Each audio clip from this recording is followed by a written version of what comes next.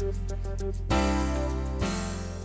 2013, I was in Indonesia for a while and lectured around on the historical evidence for the resurrection of Jesus. Now I'm returning in 2018. It was a very long flight, 15 hours from Atlanta to Qatar, and then another 8 hours from Qatar to Jakarta, Indonesia.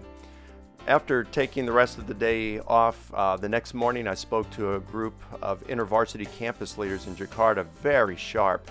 And then later that evening I spoke to a group of seminary students in Jakarta. The next day I started a 2-day seminar of 8 hours a day with translator on lecturing on why the Gospels have differences. And while I was there, I met this young man who came up to me and he told me he was at my seminar on the resurrection 5 years previously. He got so excited, he purchased my large book on the resurrection, which is like 700 and some pages. He read it 3 times and got so excited he enrolled in seminary where he is now. The following day we flew to North Sumatra, a beautiful island. It's so large you could fit there's a lake in the middle of that island that you could fit the entire country of Singapore.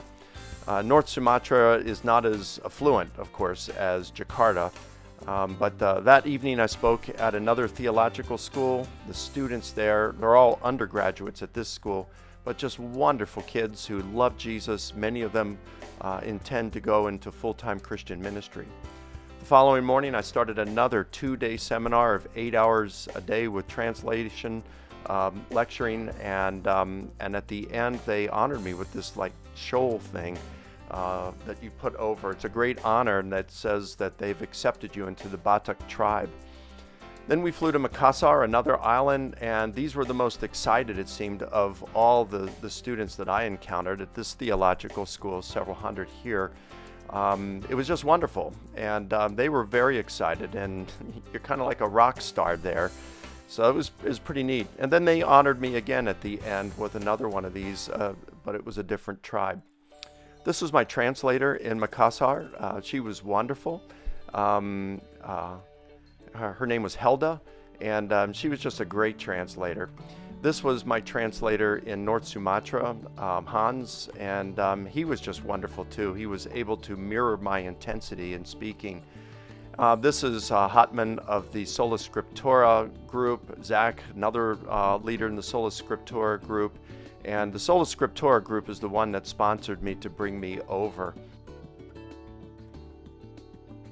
Makassar, it's fantastic seafood. I'm from Baltimore, I love seafood, and they just have fantastic seafood there. They pull it right from the sea, and you pick what you want to eat.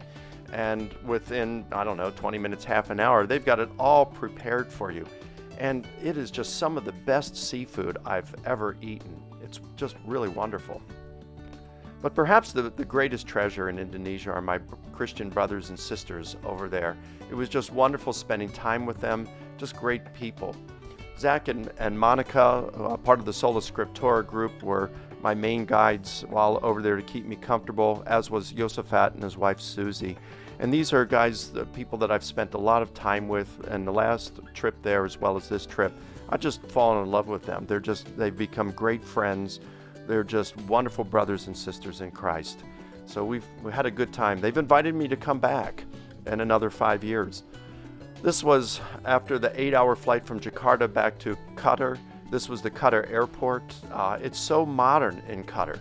And in fact, I haven't seen any airport like this in the U.S. It was just really an amazing place. But then we take off from Qatar, and now the final flight from Qatar to Atlanta, 15 hours. That was a long, long time, but it sure is nice to be arriving back home. And after 2 weeks, jet lag, it's terrible because it's 12 hours ahead. I'm happy to be home again. During those 2 weeks, I gave 28 lectures on 3 different islands. In all, I trained about 2,000 people. I spoke on matters pertaining to why there are differences in the Gospels, the historical reliability of the Gospels, and the historical evidence for Jesus' resurrection. It was a great time. It was very exhausting, and it was very hot, but it was a great time.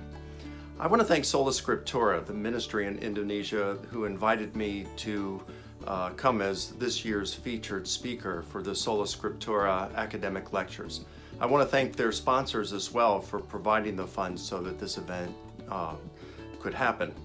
I want to send out a special thanks to the single donor over there who paid to upgrade my seat on Qatar Airlines. At 6'3", sitting in coach can be very cramped, and it's very uncomfortable on long trips. So I can just tell you, what you did in upgrading my seat made a huge difference. Thank you so much. I want to send out a thanks to all the support team members of our ministry, risenjesus.com. It's your prayers and financial support that make this ministry possible. So when I'm out in other countries or speaking in university campuses all around North America, or at conferences, or debating, or doing online events, or researching, know that in a very real sense you are here with me. We are doing this together because I could not do it apart from you. So thank you very much for being a part of our team. God bless you all, and thank you for watching.